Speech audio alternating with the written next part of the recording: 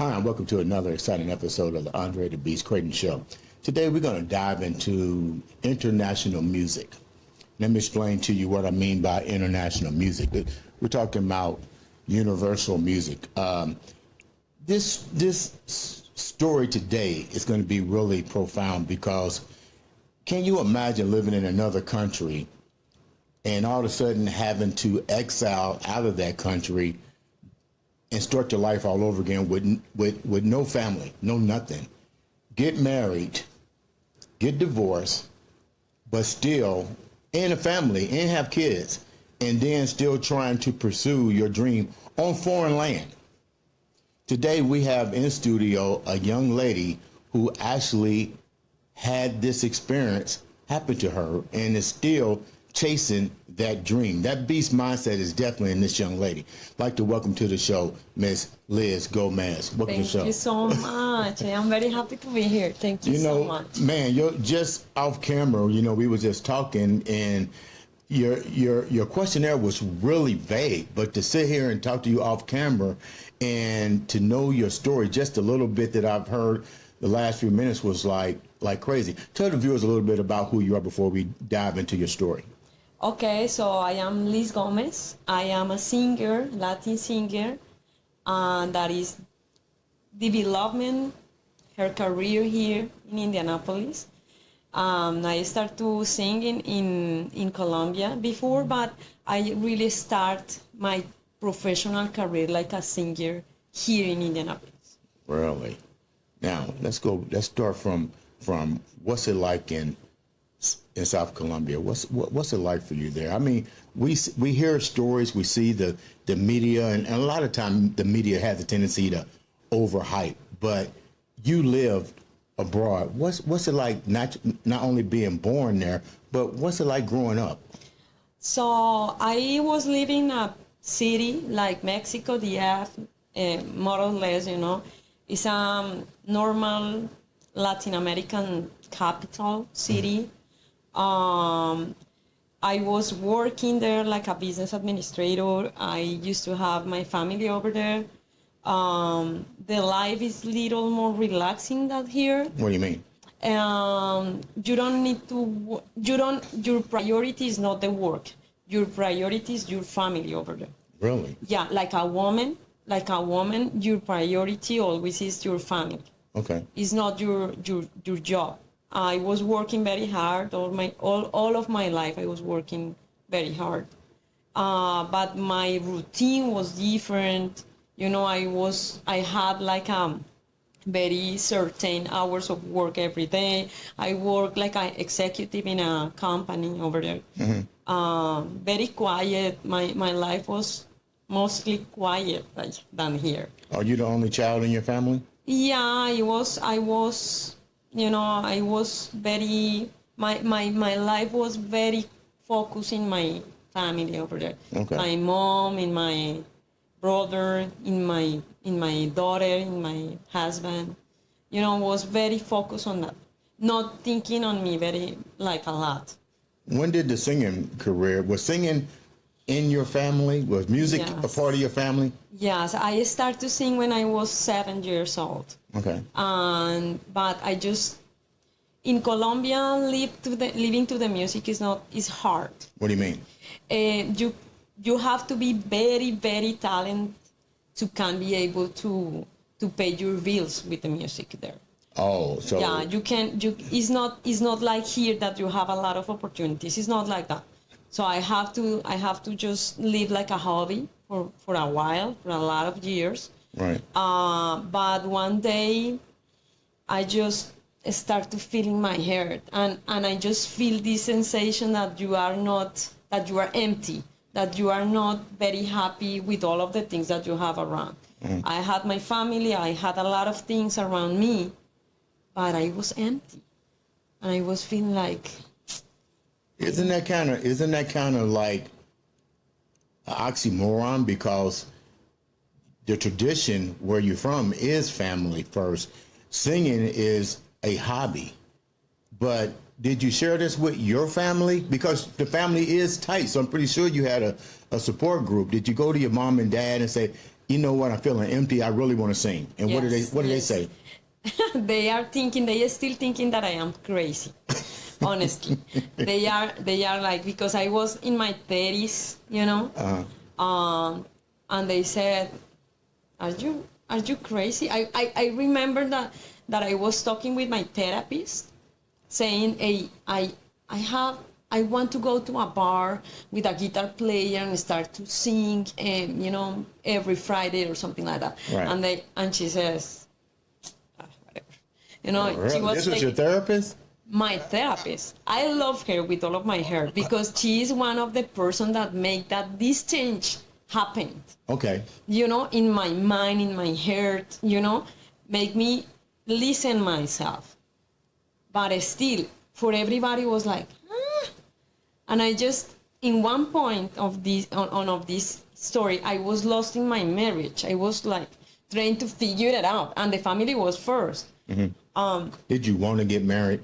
Is it how was marriage arranged in a different country like yours? Okay, in Colombia, I don't know exactly in the other countries, but in Colombia, you are made for be married. You are, if you, in certain point, I got married very late on my life. Mm-hmm. You know, I got kids in my 30s. Mm-hmm. So I was kind of late. What's considered the age to be married in Colombia? Maybe 22, 23. So the mom and the dad, the family structure is they want, if it's a daughter, they want you married. And if it's a guy, he wants you married. Exactly. And exactly. Is that to move out or is that to combine resources? Either. Depends of the family. Some families want that you just come to the family and live together, everybody. They said Granadine family. The Latin people is Granadine family. They want to go together for everywhere, you know, do everything together. But I am not like a normal Latin. Okay. I feel like I was outside of my place in some point over there, because I was very different. I get out of my house when I was 23, but I was living alone. I was paying my bills by myself. How was that accepted? No, it was not accepted, but I didn't matter. Your mom and dad didn't say nothing to you? No, they don't like it. They don't like it at all. Were they being chastised by the community because you've broken the norm? Yeah, I am. I am broken the norms over there all the time. I was, you know, the social norms that didn't hurt nobody, you know. Right. But yeah, I was not like the Latin normal that you can, you know, hope about me. Like I am different of that. So why'd you get married? Because did you feel pressure? Yeah. How long did it take for you to say, okay, who was beating on your door the most to say, look, you're breaking tradition? Was it your mom? Was it your dad? Was it your friends? It was my grandma. Your grandmother. She said, you're breaking tradition. You need to get married. You don't need to be standing in this house by yourself. You need to get you a husband. Yeah. I was doing whatever I want to do for 5 years, paying my bills and everything. And one day, my mom and my grandma, both of them, just sit me in a chair and said, hey, it's okay. You can pay your bills, but you need to organize your life. You know, you need to stop this thing. This is crazy. You need to stop. Were you singing? No. I was not singing. You wasn't singing yet? No. But were you still going to your therapist at the time too? But was a kind of a conflict, because in one side, my therapist said to me, you need to get out of the country. You don't need to stay here. Okay. This is not the culture for you. But I was very afraid to get out by myself. Okay. I didn't and I was very attached to my family. Okay. And in the other side, my family said, hey, you have to organize your life. You have to buy a house. You have to make a family. You know, you need to You need to keep the generational. Yeah. You need to find going. the man to make a family and be like a normal people, you know. And I at the first I was following them, you know. I was following because I love them. Did they bring the man to you, or did you? How did you find your husband? He find me. Did he know your family first? No. Okay, No, so we meet in the college. Okay. And he was trying to date me for 10 years, and I didn't put attention on him. For how many years? 10. 10 years? Yeah, but I didn't have time for that. I was thinking in another things. I was very focused. You was focused. Yeah, I was just trying to to be successful like a business administrator, like a executive. And I was working very hard. I have to work on the days and I have to study at the nights. I didn't have time for that. So as soon as I just get my bachelor degree and everything and I start to work, I had some more free time. Right. And he appeared 5 years later and I give him, the chance. And 6 months later, I was married. Wait a minute. Yeah. He pursued you for 10 years. You focus on, you have a dream. Your therapist says, get the hell up out of here. But you got all this pressure from your mom. What the hell could he have said to you in 6 months to say, let's get married? Because he looks like the guy that I need. I was getting this pressure, a lot of pressure on me.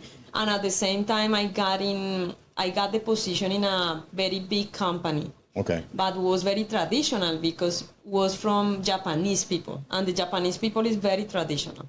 So I was trying to get up on this organization, but I need to show them that I was a respectful woman, like. Now you got to deal with another culture, which is the Oriental culture of straight up married family. Exactly. So Right. I need to be trustful for them as well. Okay.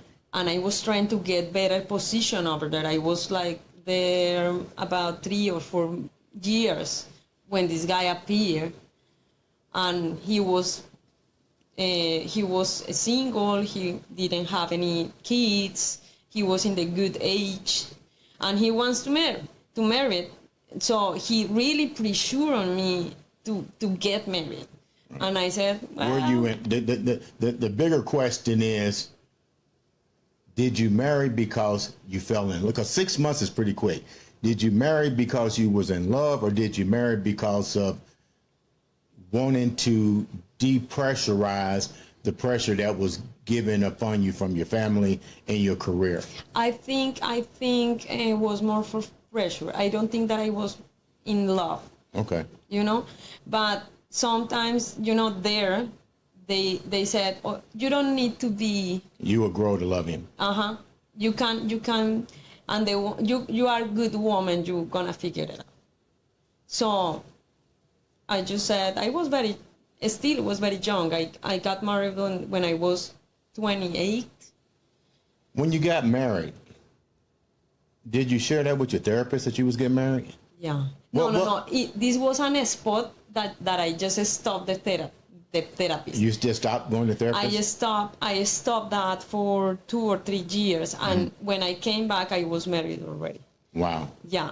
So, because I follow my family, I just leave alone that thing, and I stop there, and I just follow my family. So, how did you wind up?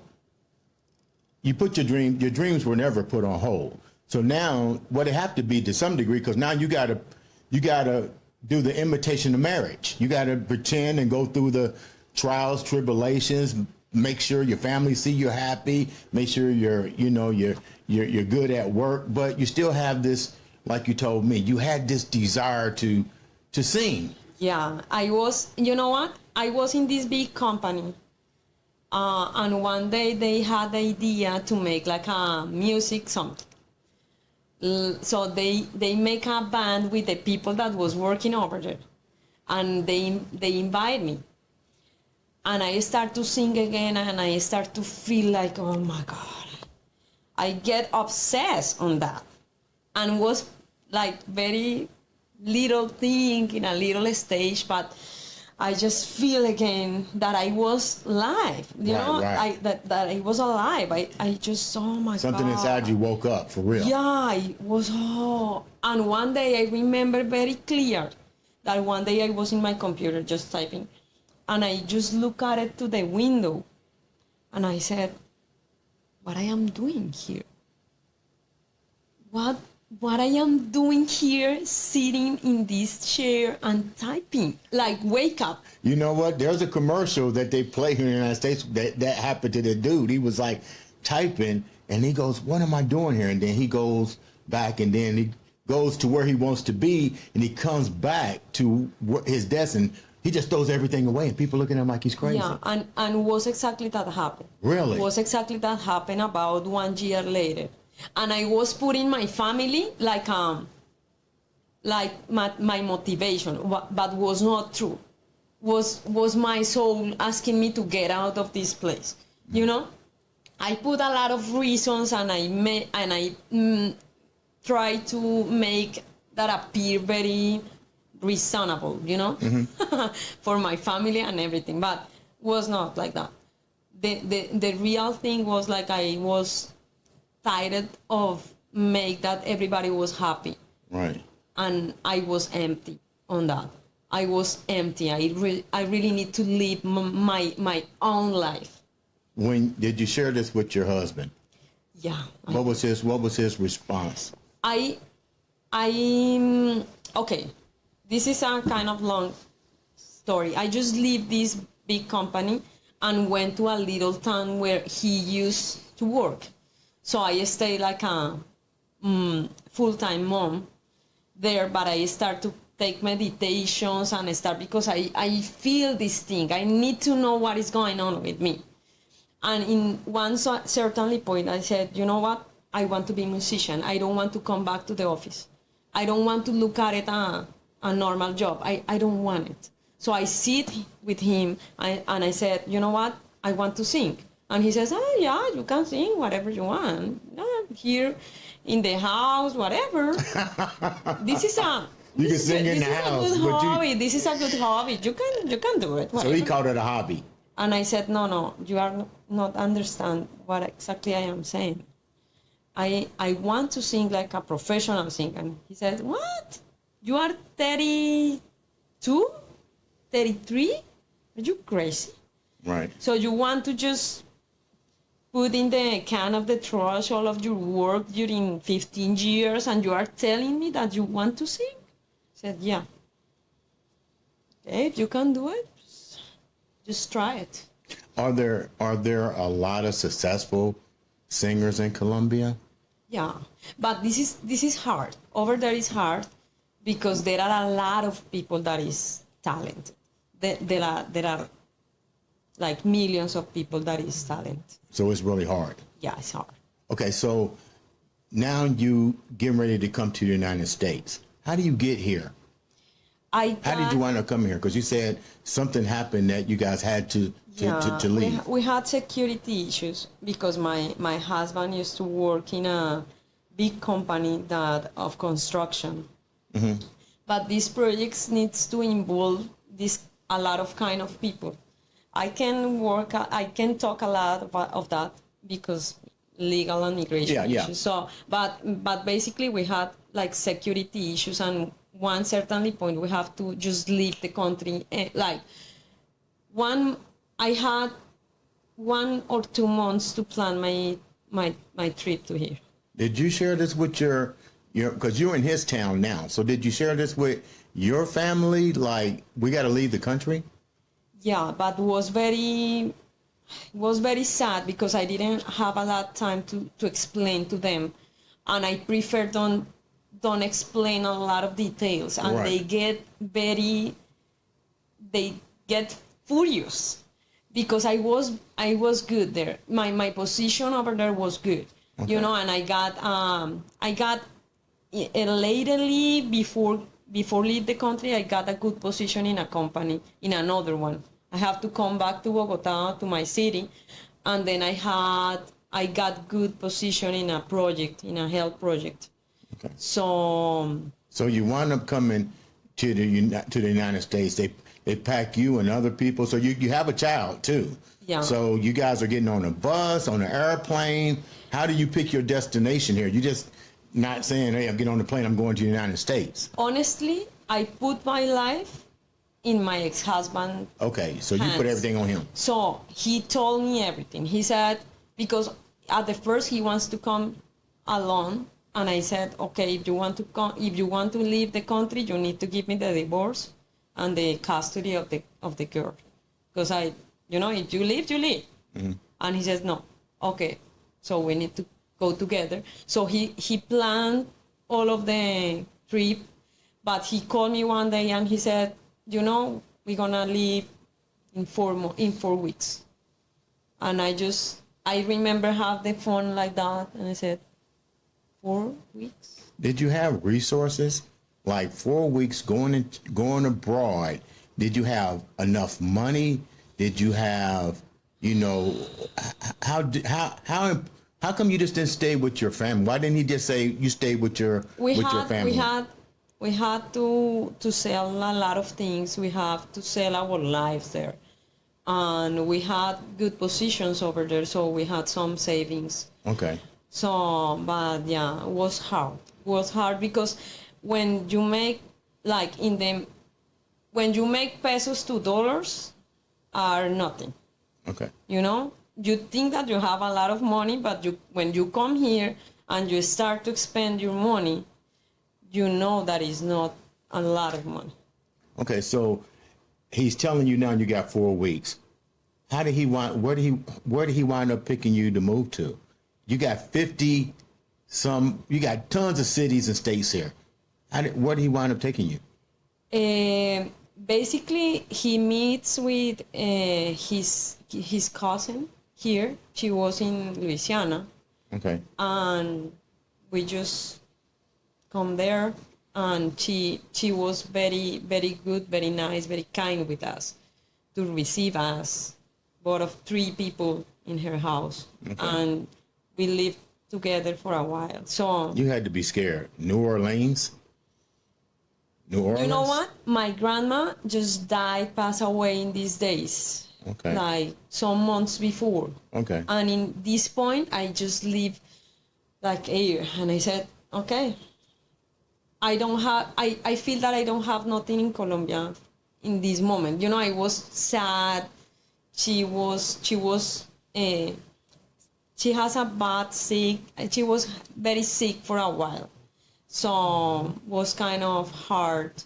But as soon as she just died, I don't feel that I want to stay there.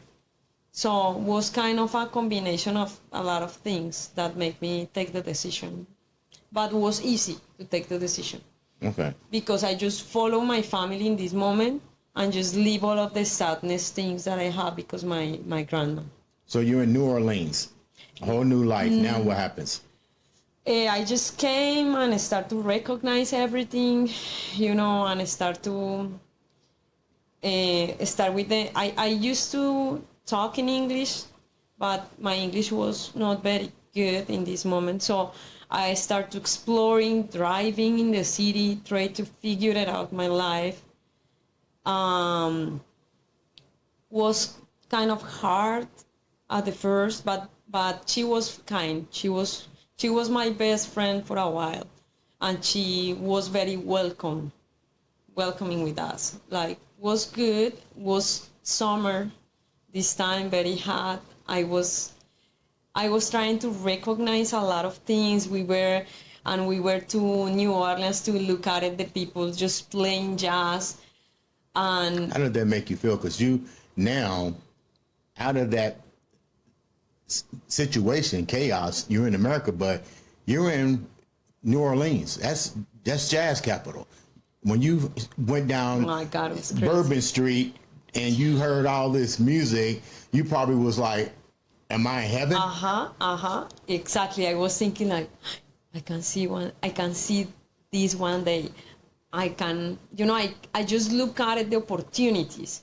I was kind of, I was trying to figure it out how gonna work with my husband, because he was very Latin guy, and he was thinking that I was crazy for that.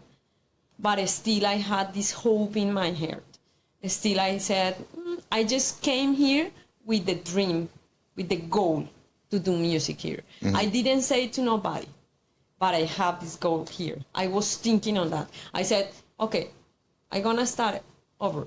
So what did you do once you start getting exposed to New Orleans and stuff? Did you start singing there? No.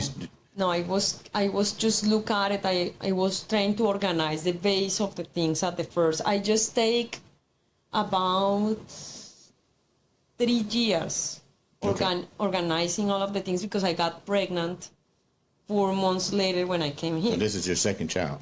Yeah. Okay. I got pregnant, so I have to focus on the family again and try to figure it out. A lot of things to can work, to can, have a life here. We were living in a room, in just one room, 4 of us. So it was crazy. So when did things start to change? At the first, we start to living together, and we start to look at some jobs, and we start to, my ex-husband doesn't speak English, so I have to do a lot of things for him.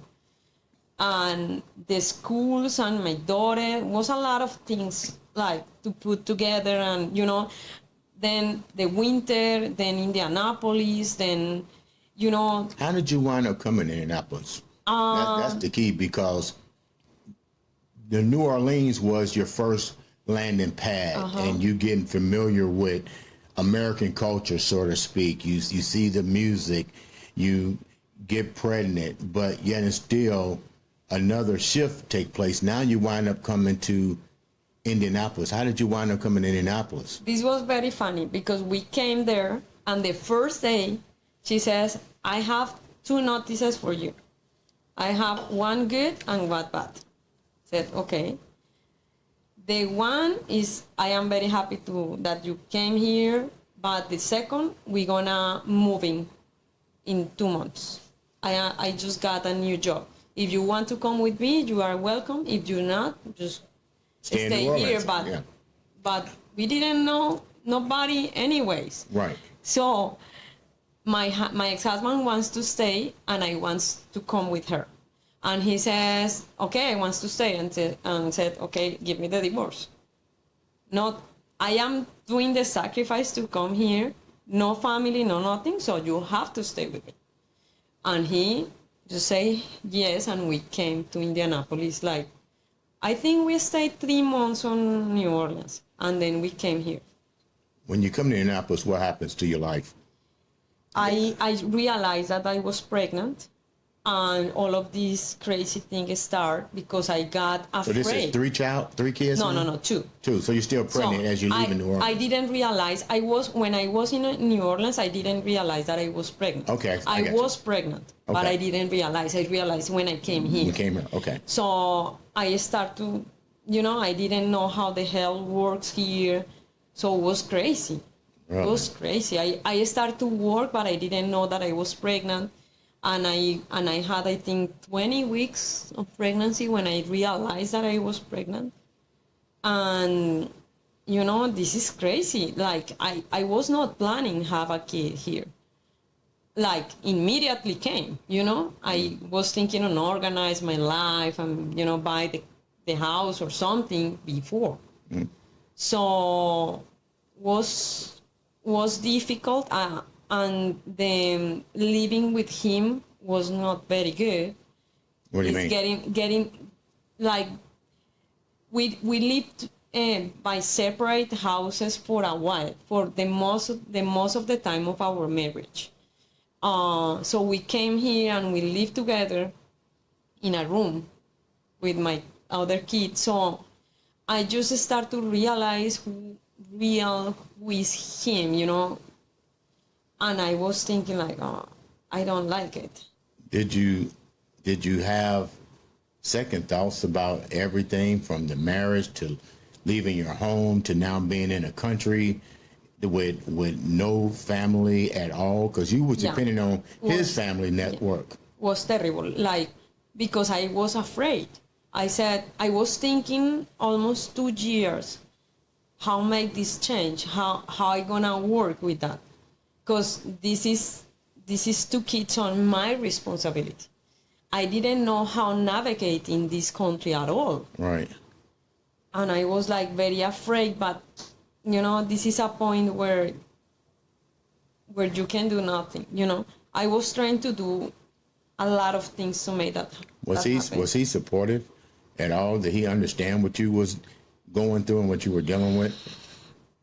I think he was very. Or maybe he had his own issue because he couldn't speak English. I think he was very selfish, honestly. Okay. I think he was thinking just on him. I don't think that I think that the Latin guys normally thinks that if she wants me like that, it's okay, but I won't change nothing. They don't have this thing that he wants to work for the relation or make some adaptation or something like that. No, he just, if you like it, you like it. And I was in a bad position here. Okay. So I couldn't negotiate nothing because I was alone. So he was thinking like, she's not able to do nothing by herself. But you were able to do something. You started to change the narrative. When did the narrative change for you? When did you start realizing that you're gonna get this dream? You're gonna work at being a singer. I just said, whatever I got is a profit. Whatever. If I can release one song, if I can sing in a bar, if I can sing whatever, this is a profit. Everything is a profit. So every day in my life, whatever, be in this podcast, for example, in English, this is one of these dreams. This is one of the things that at the start, I never think that I can do. Okay. And look at you. Is what it is, it's because I start to ignore the limits. Okay. In some point of my life, in some point of all of this pressure, because I get out of the house with their cousin and everything in the pandemic situation was hard. Right. So there are one point of my life where everything was very, very difficult. So a lot of limits was on me. And I said, I just gonna ignore all of these things. And I said, hey God, if you want me to be here, you have a purpose for me. So just show me the road and I'm gonna follow you. And I am ignoring the signs and the limits and all of the things that the people say. I start to just ignore. And the things happen. Really? The things just happen. What are some of those? Have you started performing some of your music? Have some of your dreams start to come true already?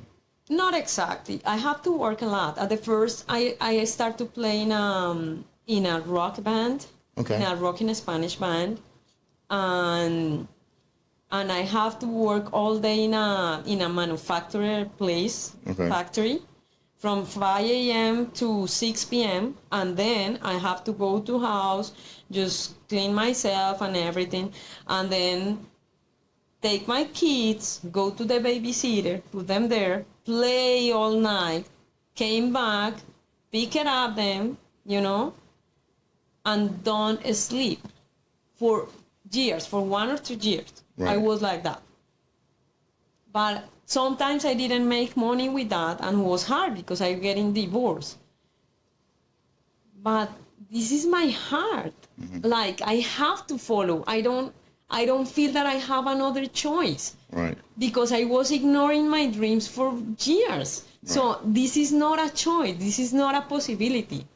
Leave the music again is not a way. I can. So what kind of music do you do? You also told me that you do Latino music, but you're getting ready to start writing American music. How does that work? I am doing right now I start with Latin rock, rock Latin, and then What is that? I never even heard of that. this is. I don't know if you hear something like Santana, Carlos Okay, Santana. yeah, This is okay. kind of Latin rock. Okay. You can say that this is Latin rock. Oye como van, all of these things that, this is Latin rock.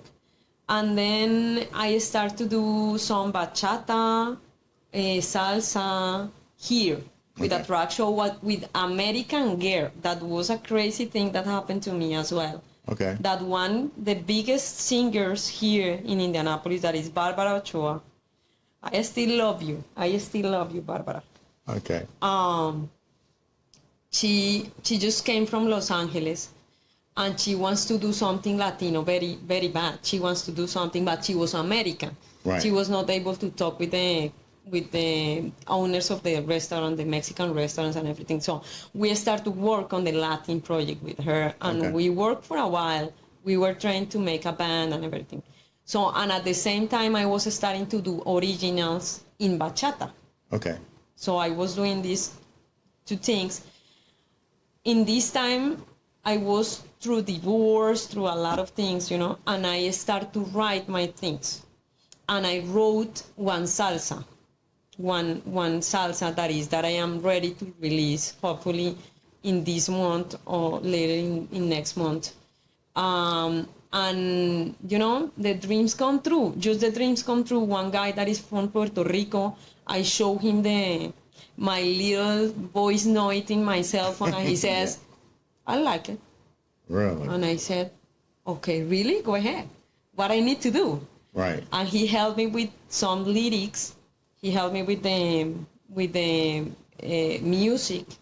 He sent it out to a master in Puerto Rico to make all of the music.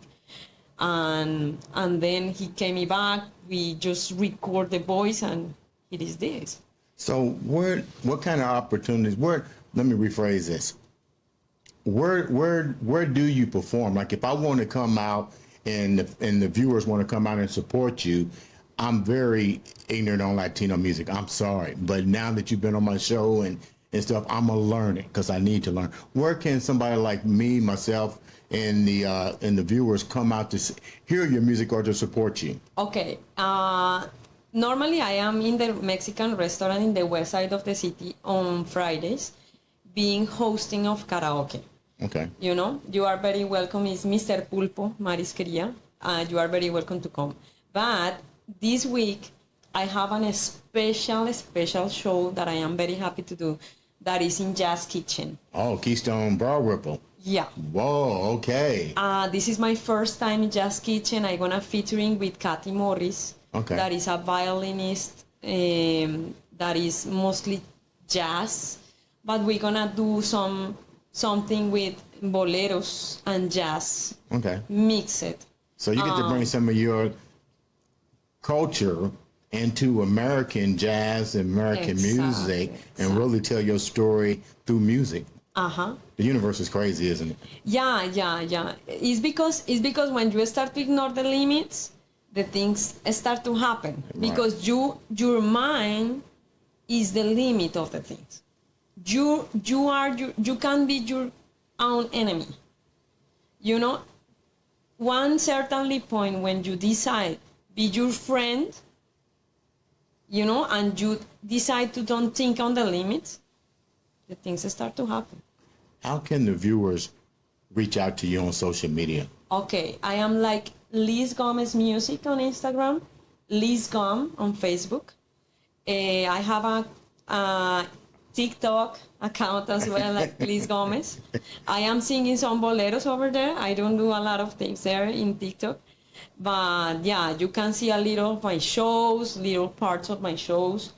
But mostly Facebook and Instagram. Now, I never heard Latino music. You wrote a song. Give me a little taste of that, how that sounds in your native language. Oh. Sing a little bit of it before we wrap up. Okay. You want me to sing this one part? Yeah. Que si me divierto no es tu problema, que me la paso bien sin tu presencia, eso no te debe importar. Vivo la vida tal como quiero y me pongo la ropa que más deseo y a nadie le tengo que preguntar. I don't know what it said, but it sounds good. You know, this is that I told you like little before start. I can say that the music is a language. You don't need to understand at all about what the lyrics says because you can just You feel know it. it meant something. Yeah. I like that. You can Yeah. feel it because this one is vibes. We are making vibes all the time. When you talk, when you just walk, sometimes you don't understand why you don't understand another people if you are talking the same language. Music is universal. Yeah, but sometimes the frequencies, Yeah, are frequencies. enough to talk with somebody, to meet with somebody, to get a connection. Right. You don't need really to understand exactly what the people say. So I know people that doesn't speak English and have a lot of American friends. Right. Because they vibe in the same way, you know? Right. Some people just fall in love with another person that doesn't speak at all the language, and with the time they figured it out. Right. Because the communication is vibes. It's not the language isn't something like the people invented to make more formal, Right. but the vibration is the thing.